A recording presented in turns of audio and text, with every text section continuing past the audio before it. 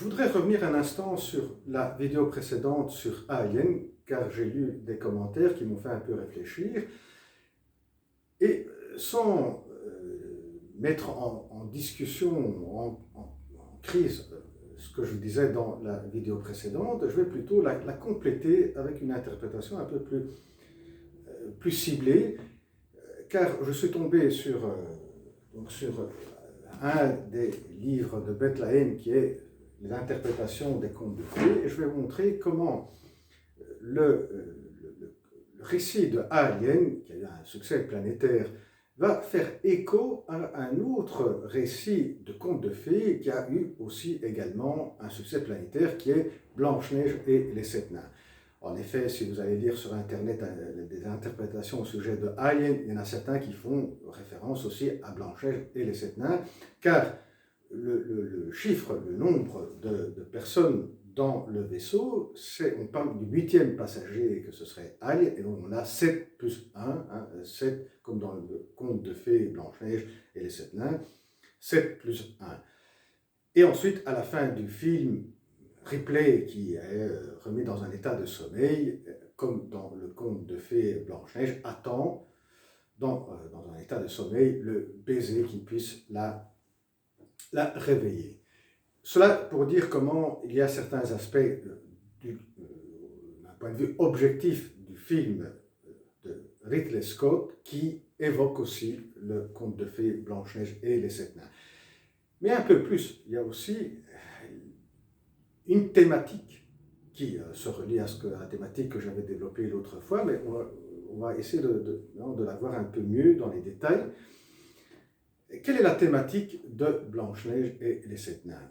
Je vais plutôt aller très vite et prendre directement la clé lacanienne, qui n'est pas présente chez Bethléem, mais vous pouvez tout de même la lire dans l'histoire de Bethléem. C'est qu'on a une mère qui ici est nommée comme marâtre, une mère dévoratrice, castratrice, et un père absent. Ici, dit Bethléem, le père, celui qui pourrait faire d'un point de vue symbolique référence au père est le chasseur, parce que le chasseur doit tuer Blanche-Neige, mais ne va pas le faire, et pris par la pitié, comme si c'était sa propre fille, il va plutôt la laisser vivre.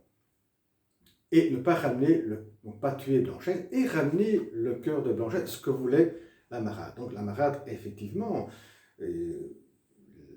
d'un point de vue symbolique, la mère dévoratrice, la mère qui veut dévorer son propre enfant, c'est le cœur qui est pris par le chasseur. Et ici, on voit bien qu'il y a quand même un côté horreur. Attention, il y a un côté très, très crash dans l'histoire qu'on retrouve presque plus maintenant dans les histoires contemporaines. Mais c'est dans ces histoires-là, on voyait bien ce côté très, très fort, très, très crash, très horreur. Si on devait faire un film, effectivement, avec ces détails, ce serait un récit presque horreur. Donc, cette mère marâtre qui veut que le chasseur tue cette fille et lui ramener le cœur. Alors, après, on ajoute des questions comme fait Bethléem, des questions symboliques. C'est la marâtre, ce serait la mère, le chasseur, le père carent, absent, qui est, qui est dépendant de la mère, qui ne sait pas se faire valoir, qui manque de phallus. Voilà. Donc, on a ici le tableau en quelques mots de ce que Lacan va amener quand il parle de la fonction symbolique, la fonction du père qui doit amener le phallus pour séparer la mère de l'enfant, pour faire en sorte que l'enfant ne se sent pas dévoré par la mère. Voilà le récit en forme de conte de fées qui apparaît dans la question que Lacan développe dans ce récit de Blanche-Neige et les Sept Nains. Donc cette mère, cette marâtre, qui est la mère dévastatrice, et la mère castratrice, mais castratrice dans le sens freudien, c'est-à-dire qu'elle ne va pas permettre au père de s'interposer. Voilà. Et le père manque de sa fonction symbolique de s'interposer, avec le phallus, de s'interposer entre la mère et l'enfant. Voilà en quelques mots. Ensuite, dans ce récit, on voit bien qu'on reste dans cette phase pré-édipienne. Les éléments, comme dit très bien Bethléem, oraux, eh bien, de la phase orale apparaissent, tout au long du récit. Et le fond de l'histoire, c'est que Blanche-Neige doit sortir de cette phase pré-édipienne, doit sortir de la phase édipienne et pouvoir devenir une fille et trouver, ben, finalement, voilà, elle sera, en mangeant la pomme, elle tombera dans un sommeil et ce sera le prince charmant, la rencontre avec un homme qui lui donnera ce qu'elle s'attend de l'homme infalus, qui pourra la sauver. Hein, voilà.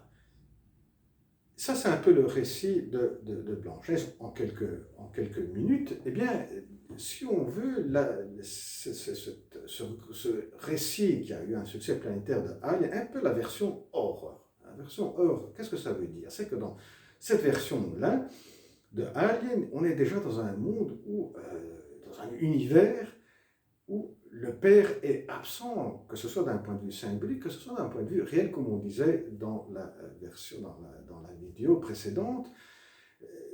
D'un point de vue symbolique, parce que le seul symbole qui apparaît dans ce vaisseau, dans Alien, est Mother, qui est le nom de l'ordi de bord, de l'ordinateur de bord. C'est Mother, mère, voilà, c'est la mère qui apparaît dans sa acception symbolique. Et puis donc l'absence du père symbolique et l'absence du père réel, parce que voilà, dans la fécondation, on ne voit pas apparaître le pénis qui puisse féconder, un autre être humain. Donc il y a cette absence, carence du père tout à fait présente aussi dans ce récit de Alien. Et comme on disait dans la vidéo précédente, voilà, les hommes qui sont présents, qui sont un peu les représentants des 7 nains, ici on a 6, parce que le 7e après ce serait plutôt Alien, on va voir un peu quelle est sa fonction. Mais ici, ces hommes, comme dans le récit de Blanche-Neige, de Conte de Fées, sont des nains, c'est-à-dire qu'ils n'ont pas cette fonction symbolique. Comme dit Bethléem, il y a une virilité inachevée. Voilà, une virilité inachevée.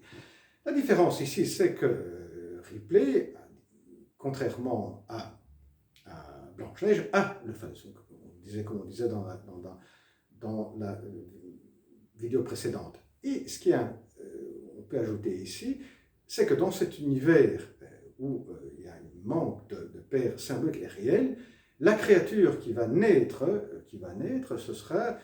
c'est une créature qui va répéter un peu ce circuit de mère dévoratrice. Là, on ne sait même pas le sexe effectif de Alien, mais en tout cas, si c'est une femme, ce sera une femme dévoratrice. Si c'est un homme, ce sera un monstre, en tout cas, qui fera des dégâts. Hein? Donc, dans cet imaginaire-là, la créature qui va naître de ce monde sans père, que ce soit symbolique ou réel, eh bien, ce sera un monstre. Et le seul qui pourra vaincre cela, c'est une femme qui a le phallus, et ça, c'est un peu ce qu'on disait dans la version précédente. Ici, ce qu'on va un peu modifier, peut-être, c'est que c'est un mythe qui explique ce qui pourrait apparaître au niveau de crainte, au niveau en partie de réalité, d'un monde sans père, et qui a été le thème qui a commencé à intéresser les psychanalystes à la même période, à peu près, un monde sans père. Quelques années près, hein, peut-être à quelques dizaines d'années avant, mais en tout cas, c'est la période où on s'intéresse, où les psychanalystes s'intéressent beaucoup à cette question de société. On va vers une société sans père, et là, il y a la référence, que ce soit à Lacan, ou sans cette référence à Lacan. Et donc, ce récit pourrait être vu comme un récit mythique, un récit comme des mêmes structures de la mythologie, qui va prendre un peu du côté de ce conte de fées, mais qui va donner raison à une explication à ce monde qui change, où il n'y aurait pas une fonction, un déclin, il y aurait un déclin de la fonction paternelle et aussi une carence au niveau de fonction paternelle en chair et d'os. Et là, il y aurait alors cette procréation, procréer d'une mère qui sera à son tour dévoratrice et castratrice. Alors, c'est peut-être ça qui m'avait échappé dans la version précédente, dans ma vidéo précédente. Alors, la fonction effective de Ripley, qui rentre un peu certainement dans cet univers où la femme est dotée de phallus. Mais ce serait plutôt la version positive alors. Ce serait la version positive. En lisant les commentaires, est-ce que c'est la mère, la bonne mère? Je dirais plutôt que je suis toujours le récit de Blanche-Neige et les 7 nains, mais dans sa version horreur, ce serait plutôt celle qui va essayer de se détacher un peu de ce monde, qu'elle veut se battre malgré qu'elle est le fruit de ce monde, société sans père, qu'elle détient le phallus. Ce serait la version positive qui va essayer de se battre contre ce monde. Donc de l'intérieur même, elle détient le phallus, donc c'est la version féminine qui détient le phallus, mais qui veut se détacher, qui veut se battre contre cette version de mère dévoratrice. Et en appui de cette version, ce serait qu'à la fin, on la voit en culotte qui a bien ce côté féminin et qui est le passage, si on veut, la transition, comme dans Blanche-Neige, qui serait la transition mais d'une manière volontaire, parce que c'est elle-même qui se déshabille pour s'habiller, pour se laisser mettre dans un état de sommeil qui va attendre le baiser du prince charmant, et donc serait disposé à peut-être à céder son phallus et l'avoir d'un homme.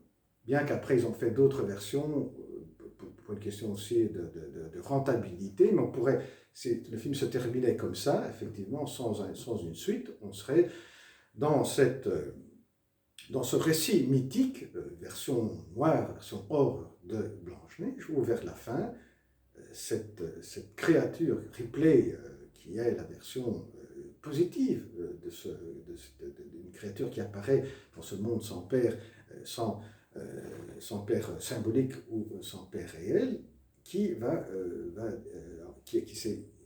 a décidé, qui a réussi à battre la version dévoratrice de la créature noire dévoratrice qui apparaît dans ce monde sans père, et qui décide, qui accepte de se mettre en état de sommeil pour ensuite être réveillé par un prince charmant, et donc le mythe peut-être s'ouvre sur une possibilité que le père, la fonction symbolique paternelle revienne. Ben, voilà, un peu de fantaisie ne fait pas du mal. À la prochaine vidéo. Au revoir.